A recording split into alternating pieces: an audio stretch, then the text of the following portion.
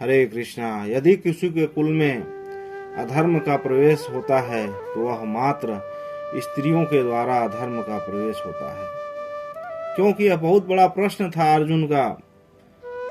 कुरुक्षेत्र की भूमि में भगवान श्री कृष्ण से अर्जुन कहते हैं, हे केशव, मैं यह आचार्यों से सुना है, गुरुजनों से सुना है, पढ़ा है, अगर यदि किसी के कुल में अधर्म का प्रवेश होता है तो वह मात्र स्त्रियों के माध्यम से होता है। अर्जुन यह बात कहते हैं भगवान श्री कृष्ण से। अधर्माभिभवात कृष्ण कुल प्रदुष्यन्ति कुल स्त्रिया स्त्रीषु दुष्टासु आश्रय जायते वर्ण संकर। हे केशव, किसी के कुल में अगर अधर्म का प्रवेश होता है तो वह मात्र स्त्रियों के माध्यम से होता है। और ऐसा अधर्म प्रवेश होने पर जो संतानें होती हैं वो वर्ण संकर हो जाती हैं। और वर्ण संकर संतान होने से क्या होता है, कहते हैं, संकरो नरकाय कुलघ्ना नाम कुलस्य च पतंति पितरो हेषाम लुप्त पिंडोदक क्रिया। उनका जो कुल परंपरा का जो कुछ भी है रीति रिवाज उसको वह छोड़ देते हैं। और वह जो है संकरो नरकाय कुलघ्ना नाम कुलस्य च, जो पितर हैं उनको भी नरक में भेज देते हैं। पतंति पितरो हेषाम लुप्त पिंडोदक क्रिया। और जो पिंड आदि क्रियाएं हैं उसे छोड़ देते हैं। तो इसलिए जो है कहा गया है कि शास्त्र में अनेकों जगह बताया गया है, एक स्त्री जो है दो कुल को संवार देती है। अगर स्त्री को स्वतंत्र छोड़ दिया जाए तो वह दो कुल का नाश कर देती है, पिता का कुल और पति का कुल। इसीलिए नारी का परम धर्म क्या है यह सभी को जानना चाहिए। नारी का परम धर्म क्या है। आज लोग कहते हैं पुरुष स्वतंत्र है तो स्त्रियां भी स्वतंत्र हैं। नहीं, पुरुष स्वतंत्र है जब भगवान ही पुरुष और स्त्री में भेद कर दिए हैं, बनावट में भेद, हर चीज में भेद, तो फिर कैसे समान हो सकती है। लेकिन आज के तथाकथित लोग कहते हैं पुरुष का जितना अधिकार उतना स्त्री का भी अधिकार।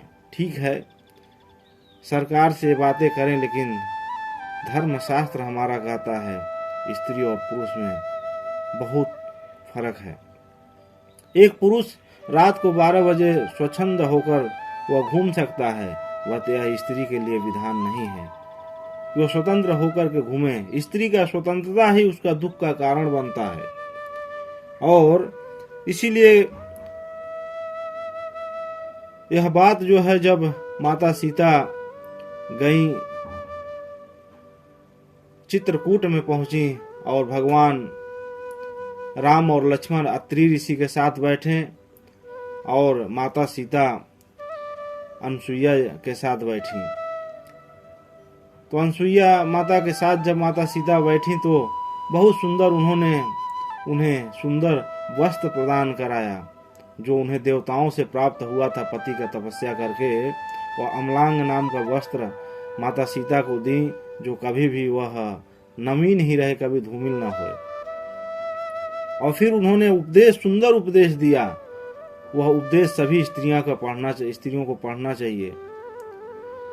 कहती हैं कि हे देवी सीता, मातु पिता भ्राता हितकारी मित प्रद सब सुनी राजकुमारी अमित दानी भरता वैदेही अधम सुनारी जो सेवनते ही। कहती हे राजकुमारी, हे देवी सीता, माता पिता भाई सभी हित करने वाले हैं, परंतु ये सब एक सीमा तक करते हैं, सुख देते हैं। माता पिता भाई जो लोग भी हैं, सब लोग एक सीमा तक एक स्त्री को सुख दे सकते हैं, लेकिन जो उसका पति होता है वह तो मोक्ष रूप असीम सुख देने वाला है। वह स्त्री अधम है जो ऐसे पति की सेवा नहीं करती।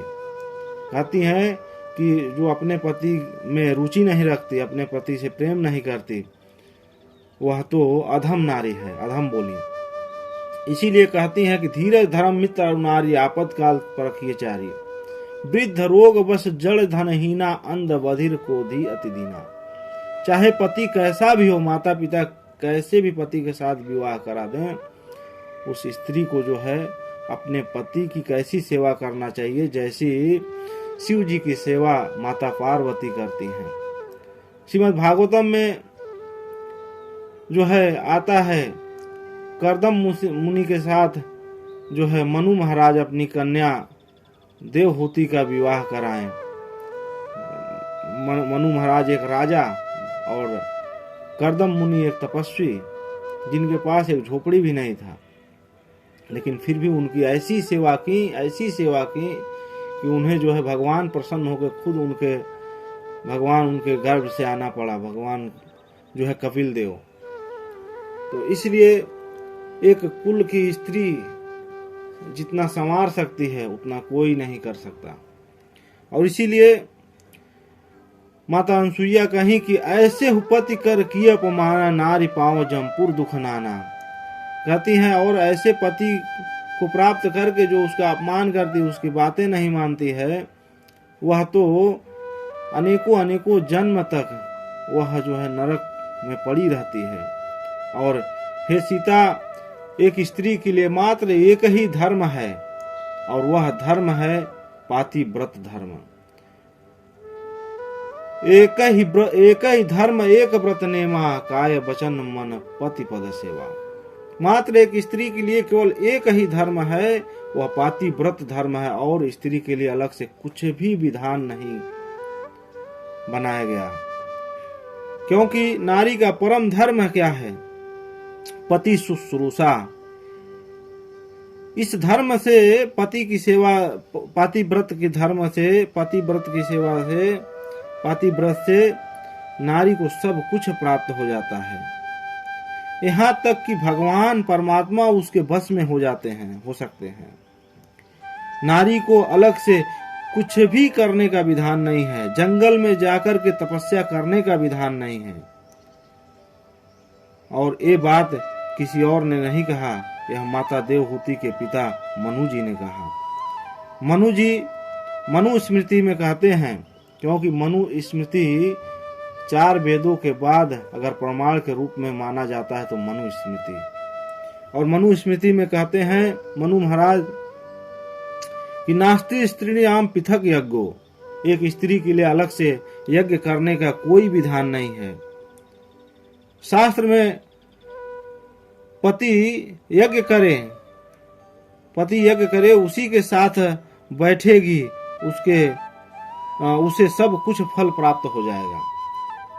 पति यज्ञ करे, उसके साथ बैठे और उसके सेवा में लगे, उस स्त्री को सब कुछ प्राप्त हो जाएगा। अलग से कोई कुछ भी स्वाहा करने की जरूरत, आवश्यकता नहीं है। नास्ति स्त्रीणाम पृथक यज्ञो न व्रतम, यह मनु महाराज कह रहे हैं, स्त्री के लिए कोई अलग से व्रत का विधान नहीं है। उसका तो एक ही व्रत है। वह क्या है?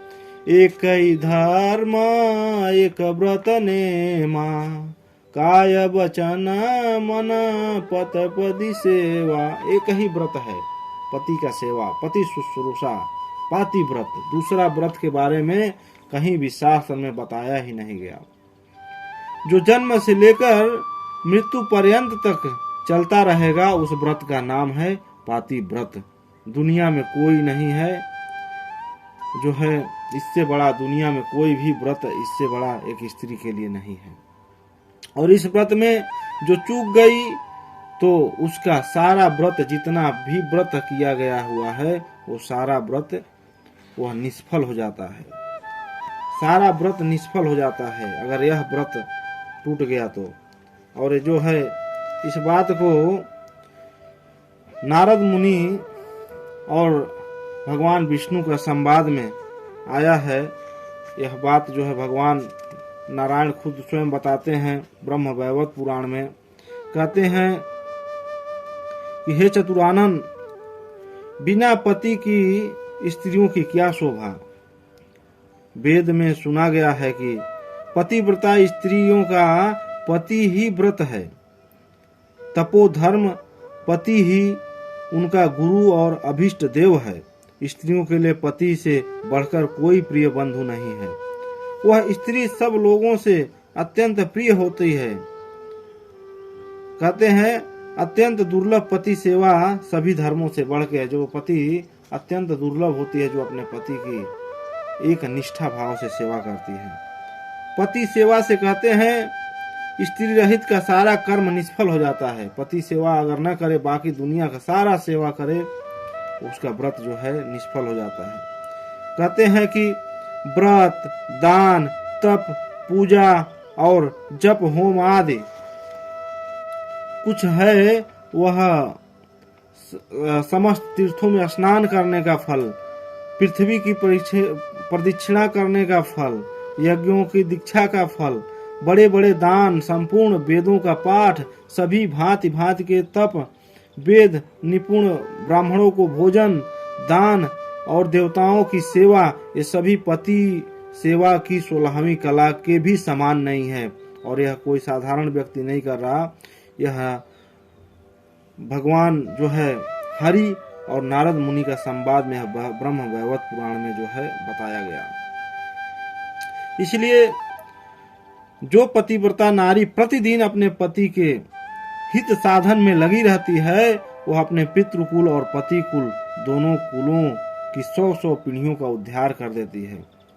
और ऐसे पतिव्रता स्त्री के लिए जो है शास्त्र में, शिव पुराण में कहा गया, जो यह बात जो है ब्राह्मण पत्नियां गिरिराज कुमारी माता सीता से कहती है पतिव्रता का पैर जहां जहां पृथ्वी पर स्पर्श होता है, पतिव्रता का पैर जहां जहां पृथ्वी पर पड़ता है, वहां वहां की भूमि पाप हरणी हो जाती है और पावन बन जाती है। और कितना सुंदर बात है जो है कि नारी स्त्री नाम पृथक यज्ञो, नारी के लिए कोई यज्ञ की जरूरत नहीं है। न व्रतम न उपोषणम, न उसे उपवास करने की जरूरत है। शुश्रूषत भर्तारम, वह अपने भर्तार की, अपने पति की सेवा करके समस्त यज्ञों, तीर्थों, साधनों का फल जो है प्राप्त कर लेती है। तेन स्वर्गे महीयतेन, यह बात मनु जी कह रहे हैं। और इसी व्रत को करके एक स्त्री जो है वह इसी धर्म के द्वारा उसे वैकुंठ और स्वर्ग की प्राप्ति हो जाती है। परम धाम परमात्मा सबकी प्राप्ति हो जाती है। इसलिए स्त्री के लिए कोई अलग से धर्म नहीं कहा गया। न स्त्री के लिए यज्ञोपवीत का विधान है, न गायत्री मंत्र जपने का विधान है, न वेद पढ़ने की जरूरत है, कुछ नहीं। इतना सरल विधान स्त्री के लिए भगवान बनाए हैं कि वह जो है, अगर एक स्त्री के लिए कुछ होता है जीवन में तो वह क्या है, वैवाहिको विधि। स्त्री नाम संस्कारो वैदिक स्मृतः, स्त्री का सबसे बड़ा वैदिक संस्कार अगर कुछ होता है तो वह विवाह है। एक संस्कार मात्र, विवाह संस्कार है, स्त्री का सबसे बड़ा संस्कार है। और ऐसे भी आज की स्त्रियां ऐसे भी विवाह से चूक जाती हैं, अपने मर्जी से विवाह कर लेती हैं, भाग जाती हैं। कितना जो है यह घोर कलयुग जो है आ गया कि यह आज विवाह का भी लोग, मतलब अब माता पिता जिसके साथ विवाह कर दें, एक माता पिता जितना अपने पुत्र और पुत्री के लिए जितना वह सोचते हैं, दुनिया में कोई नहीं सोच सकता। लेकिन ऐसा भी आज जो एक संस्कार मात्र होता है, और ऐसे भी संस्कार से आज की पढ़ी लिखी स्त्रियां और अनेकों स्त्रियां ऐसे चूक जाती हैं। तो पति सेवा गुरुओं वासो, पति की सेवा करते हुए पति के घर जो है, पति की सेवा करते हुए पति के घर में रहना, यही गुरुकुल वास है स्त्री के लिए। जैसे ब्रह्मचारी गुरुकुल में वेद पढ़ने जाते हैं, उसी प्रकार पति के घर में विदा होकर के गई, यही गुरुकुल वास है। लेकिन आज स्त्रियां जो है स्वतंत्र रहना चाहती है, और अपनी घर गृहस्थी को संभालते हुए वह अपना सब कुछ देखती है, यही एक स्त्री के लिए यज्ञ है। स्त्री का ये जो है मनु जी ने कहा, और इस धर्म को न समझकर अलग से हम कोई कल्याण की कोई बात करें सोचें तो उचित नहीं होता है। स्त्री के लिए यही परम धर्म है और इसी धर्म से स्त्री को सब कुछ प्राप्त हो जाता है। लेकिन आजकल की स्थिति यह है कि अब तो हर जगह बराबरी की बात होने लगी है। भाई पुरुष के लिए ये विधान तो स्त्री के लिए क्यों नहीं? देखो, ये सब धर्म में ये सब बातें नहीं होती हैं। ये सब धर्म में ये सब बातें नहीं होती हैं। सरकार की सत्ता की बात अलग है, वहाँ की लड़ाई लड़ो आप, ठीक है। सरकार ने जो सबके लिए सुविधा दी है वो तुम्हारे और हमारे लिए सुविधा दी है, लेकिन धर्म एक शास्त्र के नियम से चलता है। धर्म में लोकतंत्र और धर्म में समाजवाद और धर्म में सेकुलरवाद नहीं चलता है। धर्म तो शास्त्र के निश्चित नियमों से संचालित होता है और वो नियम शास्त्र का नियम है जो अपरिवर्तनीय है। लोग कहते हैं कि ये तर्क देते हैं कि तब के लिए सब पहले के लिए नियम था, आज के लिए नहीं है। लेकिन आज की परिस्थिति के लिए नहीं है। वो नियम बनाने वाले ऋषि मुनि सब जो है महात्मा दूरदर्शी थे। उन्होंने जो नियम निर्धारण किया वो शाश्वत है, ऐसा नहीं कि आज के लिए है कल के लिए नहीं था। अगर यही बात होगी कि आज का कल के लिए नहीं, जो था आज के लिए नहीं, तो आज जो नियम तुम बनाओगे वो आगे चल के भी टूट जाएगा। इसलिए जो है शास्त्र के नियम से ये जब हम अपना जीवन यापन करते हैं तो हम सही जो है शाश्वत नियम का पालन और धर्म का पालन कर सकते हैं। अन्यथा बहुत आगे चल के बहुत कठिन समस्या आएगा, क्योंकि आज लोग कहते हैं स्त्री जो है स्त्रियों के लिए स्वतंत्रता देनी चाहते हैं, लेकिन यह शास्त्र में कहा गया, पद्म पुराण में माता पार्वती नारद मुनि संवाद में कहती हैं कि हे नारद मुनि, एक स्त्री को कभी भी स्वतंत्र नहीं रहना चाहिए। स्त्री को कुमार अवस्था है तो पिता के संरक्षण में रहें। 3 लोगों के संरक्षण में एक स्त्री को रहना चाहिए। कुमार अवस्था में पिता के संरक्षण में, यौनावस्था में पति के संरक्षण में, वृद्धावस्था में पुत्र के संरक्षण में। इस तरह अगर स्त्री स्वतंत्रता, क्योंकि स्त्री को स्वतंत्रता नहीं देनी चाहिए, माता पार्वती कहती है, इसलिए स्वतंत्र होने पर अपनी इच्छा अनुसार सुंदर स्त्रियां किसी भी पुरुष के द्वारा प्रार्थना करने पर उसकी इच्छा के अनुसार आचरण करने लगती हैं। जिस तरह रक्षा के अभाव में तैयार भोजन को कुत्ते तथा कौवे खा लेते हैं, उसी तरह स्वच्छंद होने पर नारी दुष्टों की संगति कर लेती